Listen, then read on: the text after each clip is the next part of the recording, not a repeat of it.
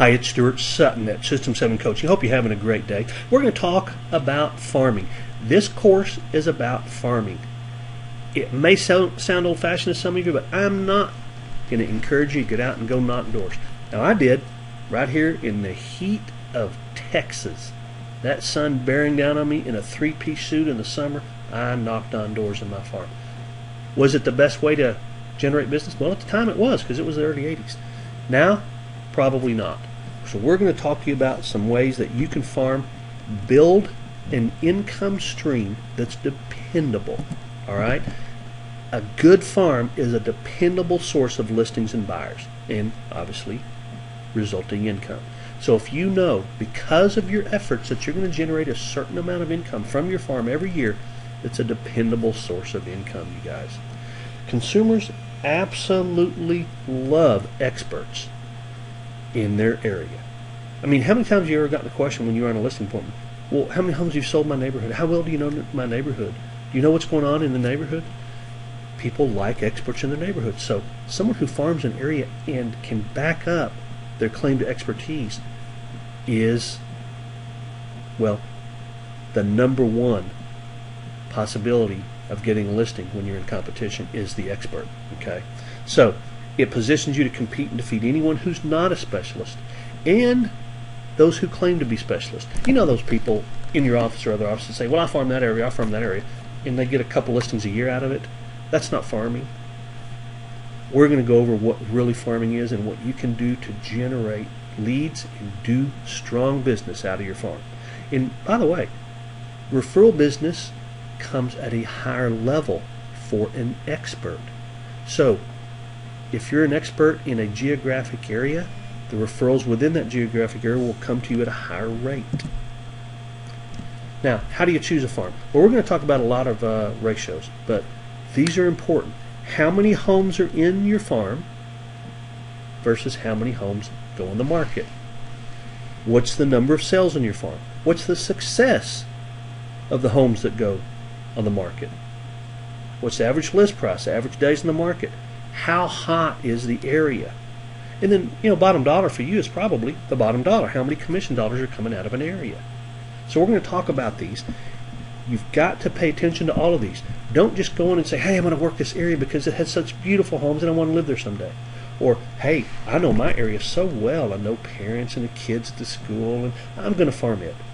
Well, if you don't take the time to go through these particular statistics and ratios, you may be putting a lot of hard work into an area that doesn't generate much income for you.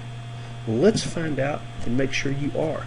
So, first of all, how many homes are in the area and how many are listed and sold?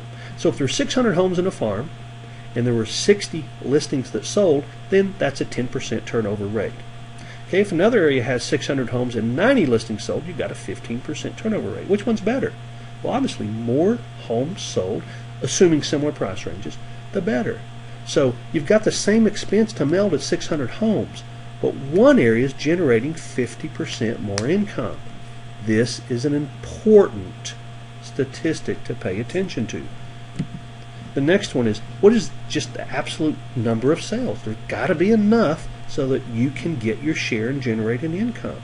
Let's assume a 10% market share as your initial goal. So if there's 60 sales, that means you're going to get 6. That's not bad if the price is better than your market average, even if it's not. But as you expand your market and you get up to 30% or more, how many sales per year do you want to make out of a farm? And what is your average commission from a farm? What is your average commission in the farm? And what's your total? So if you say, look, I want to make 6 figures from my farm, and my average commission from the price of those houses is $8,000. Well, you're going to make a sale a month. So if you make a sale a month out of your farm, you can reach a 6-figure income, or that's rounding off, if you will. So you've got to know the number of sales that come in. If there's the potential to get to the income you want. Now, a higher average price is good. If your median price is $300, wouldn't it be nice to work a farm whose average price was $400 or $500? Of course, that's fewer sales for the same money. Days in the market. If a area sells faster, that's better. It means you're spending less time to earn the commission. Okay, now pretty good combination. If it's higher price and faster sale, that's pretty darn good. Now if you can get one of those two, that's okay too, depending on how the rest of the stats come out. Now here's a really important one, the success ratio. You've got to know your market and your personal ratio. So if your market overall, now I happen to know the success ratio in my overall market, and there's I'd have to go back and look, over 20,000 sales a year in my market, but I know how many homes go on the market and how many end up closing and selling. So you got to use a measuring stick. So if the market you're in, 10,000 homes go on the market and 5,000 close, then you've got a 50% success ratio, right? So if you're looking at farm areas with less than 50%, you're making your job harder. If you look for a farm area that's got 500 homes in it, and there's 500 homes in it, I apologize. If you look for an area, a farm area, 500 homes in it, let's just say 50 go on the market and 25 sell, that's obviously 50%. If 50 go on the market and 40 sell, that's 80%. Okay? If your market average is 50, you want to find a farm area that's above 50. Is it absolutely necessary you do that? No. But the better the success ratio, the more money that you're going to make. Okay? So look at my example. If 10,000 homes are listed in your market and 431 closed, actually that should be 4,310. Then you have a 43.1 success ratio. All right? The hotness ratio. Once again, you've got to know your market and, if possible, your personal. The number of homes under contract compared to the number of homes listed is the hotness ratio, you guys. So if 10,000 homes are actively listed in your market and there's 3,772 under contract, then you have a 37.7% hotness ratio. If you look at a farm that has 10 homes in the market and 10 homes under contract, you've got a 100% hotness ratio. That's awesome. Okay? So the hotness ratio is how many under contracts compared to how many actives. That tells you that's the most current indication of what's going on in the market. All right. So the number of sales is important. The days in the market, the average dollars, the success ratio, the hotness ratio. You guys just put it on a little spreadsheet or put it in little columns like I did. Okay. And you can put farm prospective farm 1, 2, 3, 4, and just compare and see what it is. Okay. Don't choose a farm just because you like an area. Do your research. So the bottom line is, if you choose a farm that has lower average price, lower success ratio than the market, takes longer to sell, and is not as hot as the rest of the market, you're just making your job harder. So if you're going to mail to a farm and there's 1,000 homes, find the best 1,000 homes. So you could have 1,000 homes generate $100,000 income for you, or you could have 1,000 homes generate $50,000 income for you. Same expense either way. Let's just say you spend $10,000 next year on your farming marketing. Well, that $10,000 can turn into 50, or it can turn into 100, and that depends on how you do your research. Okay. Here's some other things to think about. And I did this on every farm. I just started a farm about a month ago, by the way. I used to farm a lot, and I haven't for many years because I'm so internet focused and niche focused. But I started a farm, and there's some things that are important to know. Being first is best. I look at a lot of different areas, and I see what market share different agents have. All right. If one agent has really high market share, that's okay. I could go in and get some share. If two agents have really high market share, it makes it a little tougher. Okay. But the very best thing is if no single agent has a very good market share, nobody has more than 10%. Being first is always best. I mean, if you can be the first in a farm area, that is best. I mean, think about it real quick.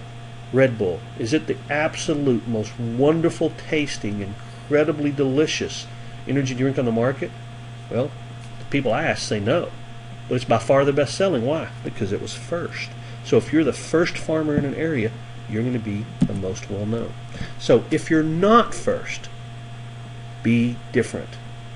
So if someone already has a good market share in a farm, but that is absolutely a wonderful farm, average sale price is higher, homes sell faster, the success ratio is great, the hotness ratio is great, and you know you want to farm that area, well, do something different. Don't do something the same as everybody else. Okay? Be the only agent, for example, who provides a landscaper for all the people who list their homes in that farm area. Do something different. And here's how you know if that difference is meaningful. If it's something people in your farm will tell other people in your farm. All right? Be different. Create a brand new niche. Create a brand new farm that nobody else has ever done before. This one's a little bit more creative, but let's just say you've got a really big farm area. Let's say you've got a neighborhood. I'll give you an example. There's a neighborhood in our market called Avery Ranch. It's enormous. There's another one called Steiner Ranch. It's enormous. Okay, it's huge. What if you focused on a niche and really got market share in a part of that? So what if you really focused on the starter homes in that neighborhood, and you absolutely marketed like crazy? Get into XYZ neighborhood for under, and you know that there's a certain number of homes that'll sell at the low end of the price range.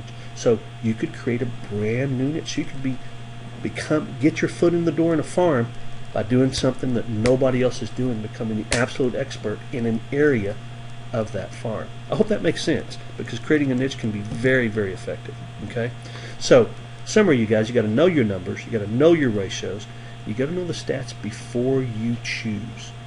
If you don't, you're very possibly wasting your time. You've got to know your numbers. I'd rather spend $1,000 to make $10,000 than spend $1,000 to make $5,000. I think you probably feel the same way. Very simply, be first, or if you're not first, be different, or create something brand new. All right? Most important, know your consumers.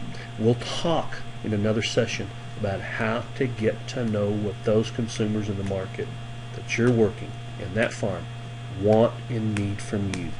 This is Stuart Sutton at System 7 Coaching. Hope this was informative to you. Have a great day, and call, text, or email if I can do anything at all. Bye-bye.